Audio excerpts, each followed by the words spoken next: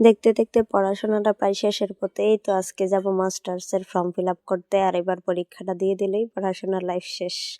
পড়াশোনার জীবনটা একটু অন্যরকম, বন্ধু বান্ধব নিয়ে ঘোরাঘুরি, কত আড্ডা, কলেজ লাইফে কত আনন্দ ছিল, এখন আর সেরকম নেই। আর এখন বিয়ের পর তো এই তো বাচ্চা সংসার সব সামলিয়ে কলেজে যাই, একটুখানি দেখা করে কোনো দরকার থাকলে চলে আসি, ওইটুকুই। তো আজকেও আমরা আবার তিনজন মিলে যাচ্ছি আমার কলেজে ফর্ম ফিল আপ করতে। মেনলি তো ময়নাও যাচ্ছে, ওর পাপাও যাচ্ছে।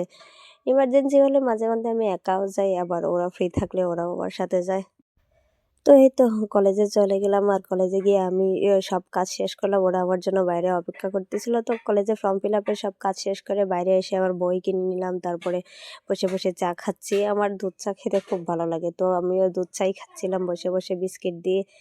তারপরও সব কাজ শেষ করে আমরা চলে আসলাম আমাদের বাজারে। আমরা একটু টুকটাক বাজার করব, যা লাগে মাছ মাংস দেখতেছিলাম সব যে।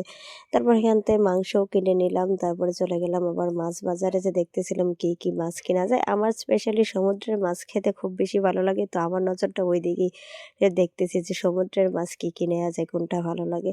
তো আমরা পুরো মাছ বাজার ঘুরে ঘুরে দেখতেছিলাম ছোট মাছ, অনেক রকমের বড় মাছ, তারপর সমুদ্রের বিভিন্ন রকমের মাছ আছে, সবকিছু মিলিয়ে দেখতেছি। বিভিন্ন রকমের সমুদ্রে মাছ দেখতেছিলাম, যেগুলোর আমি একটারও নাম জানি না। টুকটাক একটা দুইটা মাছের নাম জানি, যেমন ইলিশ, তারপরে হলো ঝাটকা, ওইটুকুই। তো সব রকমের সমুদ্রের মাছই ঘুরে ঘুরে দেখতেছিলাম। আর সমুদ্রের মাছ সব রকমের আমার খেতে খুব বেশি ভালো লাগে। তো সব ঘুরে ঘুরে দেখে ফাইনালি এখানে এসে আমাদের একটা মাছ পছন্দ হলো, যে বড় বড় কই মাছ, ওগুলো আমরা নিলাম। তো সব কাজ শেষ করে চলে আসলাম এবার আমরা বাড়ির দিকে। তো এই ছিল আমার আজকে কলেজে যাওয়ার দিন।